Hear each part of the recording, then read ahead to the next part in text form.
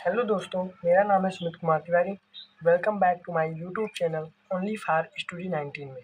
ठीक है दोस्तों, आज हम देखने जा रहे हैं प्रश्नावली 1.1 का, ठीक है दोस्तों, चौथा क्वेश्चन।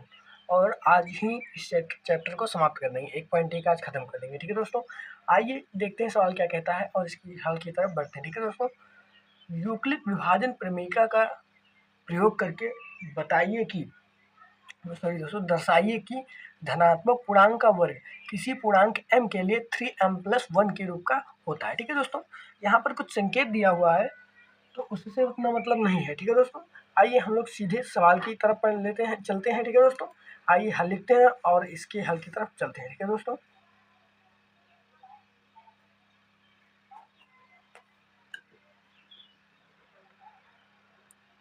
ठीक है दोस्तों, अब इस हल में कैसे इसको हल करेंगे, आइए दोस्तों समझते हैं। हमने आपको प्रमेयिका का एक सूत्र लिखवा दिया था जिसमें लिखवाया था a बराबर बी क्यू प्लस आर। ठीक है दोस्तों, इसी सूत्र पर हमने कई सवाल हल किए थे। ठीक है दोस्तों, ये भी सवाल इसी सूत्र पर हल होगा, कैसे आइए देखते हैं। ठीक है दोस्तों, हमें थ्री 3m+1 के रूप का लिखना है, मतलब दर्शाना है। ठीक है दोस्तों, तो यहाँ पर हमें सीधा दिख रहा है जो b है ये कितना दिया हुआ है 3 है, और जो q है ये m के रूप का दिख रहा है, और r यहाँ पर 1 के रूप का दिख रहा है। ठीक है दोस्तों, तो आइए जो जो दिया हुआ वो उसको हम लिख लेते हैं।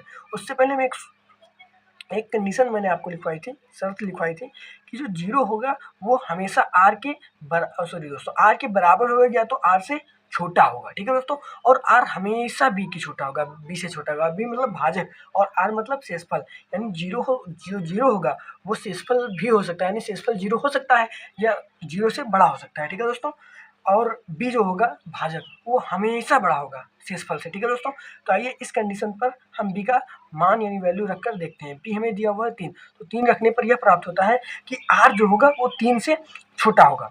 0 भी हो सकता है। ठीक है दोस्तों, इसका अर्थ ये है, तो r बराबर क्या क्या हो सकता है, 0 हो सकता है, 1 हो सकता है, 2 हो सकता है और बस 2 ही हो सकता है, क्योंकि 3 तो हो नहीं सकता। ठीक है दोस्तों, यानी कि r की हमें 3 कंडीशंस नजर आई। कितनी कंडीशंस, 3 कंडीशंस। वो कौन कौन, एक बार r 0 होगा, एक बार r 1 होगा, एक बार r 2 होगा। ठीक है दोस्तों, तो आइए, और q का वैल्यू हमें m दिया हुआ है। ठीक है दोस्तों, तो आइए कंडीशन नंबर फर्स्ट पर चलते हैं। फर्स्ट स्टेप में ये करते हैं कि r का वैल्यू 1 रखने पर, सॉरी दोस्तों 0 रखने पर, r की वैल्यू 0 रखने पर, ठीक है स्टूडेंट्स, r का वैल्यू 0 रखने पर, r बराबर 0 रखने पर, r जब बराबर 0 रखेंगे तो सूत्र तो वही होगा, a बराबर बी क्यू प्लस आर। ठीक है दोस्तों, सूत्र वही रहेगा, सूत्र नहीं चेंज होगा कि भाज्य बराबर भाजक गुणे भागफल प्लस शेषफल। ठीक है दोस्तों, अब b जो होगा, b हमें कितना दिया हुआ है 3, और q दिया हुआ है m के रूप का, तो m हो जाएगा प्लस r की वैल्यू इस बार मैंने कितनी रखी, 0, तो इस बार हो जाएगा 0, तो यानी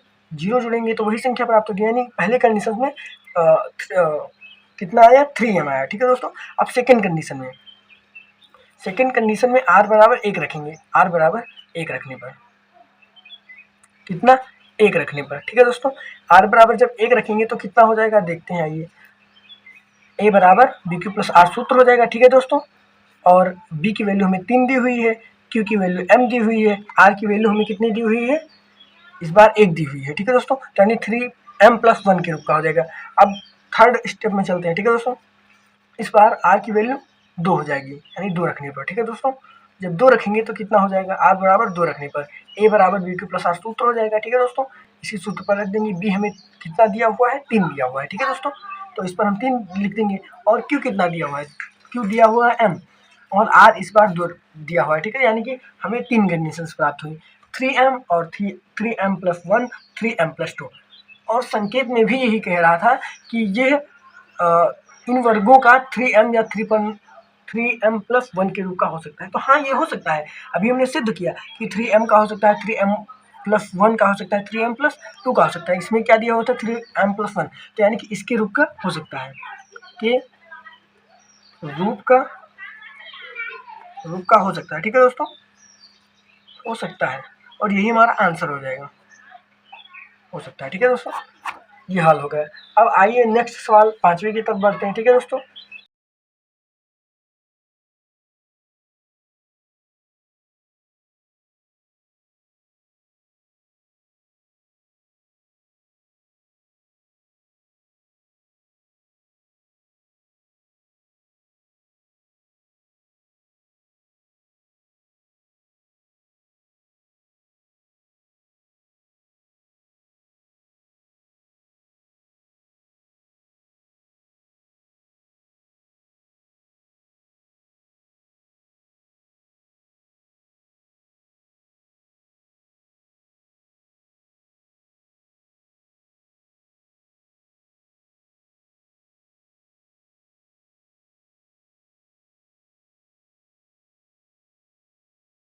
घन, ठीक है दोस्तों, 9m कामा 9m+1 या 9m+8 के रूप का हो सकता है, ठीक है दोस्तों।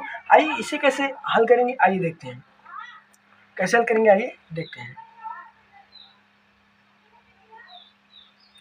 पहले तो हम प्रमेयिका वाला सूत्र लिखेंगे, कितना होता है, a बराबर BQ प्लस R, ठीक है दोस्तों, ये आपको याद होना चाहिए हर हालत में, ठीक है दोस्तों। आइए इस सूत्र से कैसे हल करेंगे, आइए देखते हैं। इससे पहले हमें क्या क्या ज्ञात करना है, मतलब क्या क्या किस किस के रूप में का लिखना है, ठीक है दोस्तों, वो लिख लेते हैं किस किस के रूप का, 9m+1, ठीक है दोस्तों, कामा 9m+8, ठीक है स्टूडेंट्स। अब किस रूप का दिख रहा है, ये तो वही रूप का दिख रहा है, BQ प्लस R के रूप का, ठीक है दोस्तों। अब उसी रूप में कैसे लिखेंगे, आइए देखते हैं।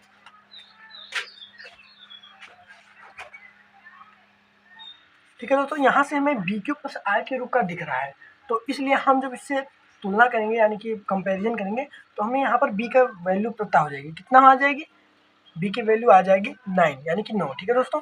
और यहाँ पर R की वैल्यू हमेशा B से कम होगी, उस कंडीशन के अनुसार। कंडीशन क्या थी, जो 0 होगा वह तो या तो बराबर होगा या तो छोटा होगा किससे, R से, ठीक है दोस्तों। और R छोटा होगा हमेशा B से, तो B की वैल्यू कितना दी हुई है, 9, ठीक है दोस्तों। यहाँ पर R हो जाएगा, यहाँ पर 0 और R हो जाएगा, ठीक है दोस्तों। यानी R की वैल्यू 9 से 0 और 9 से कम और 0 के बराबर हो सकती है, ठीक है दोस्तों। यानी R बराबर हो सकता है 0, 1, 2, 3, 4, 5, 6, 7, 8, ठीक है दोस्तों, 9 होगा नहीं। तो यहाँ पर हम लोगों को दर्शाना है धनात्मक पूर्णांक, ठीक है दोस्तों, धनात्मक पूर्णांक का घन। तो कैसे दर्शाएंगे, आइए हम देखते हैं। यहाँ पर इतनी कंडीशन दी हुई है। अब देखिए हम यहाँ पर किस किस का शेषफल का में किस किस का वर्ग करें कि 8 आ जाए, तो क्या 0 का वर्ग 8 होगा, क्यूब यानी घन 8 होगा, नहीं होगा।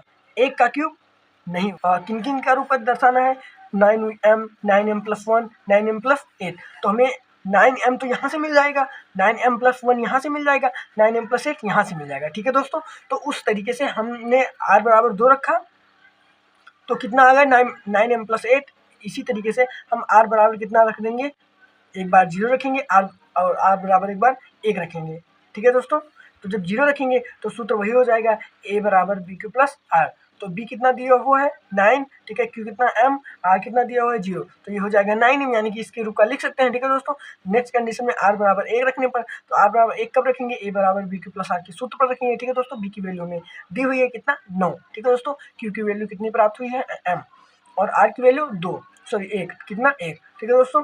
तो यानी कि हम इससे लिख सकते हैं कि 9m और 9m+1, 9m+8 का रूप का लिख सकते हैं। तो लिखेंगे, अतः हम 9m, 9m+1, 9m+8 के रूप का लिख सकते हैं, ठीक है दोस्तों।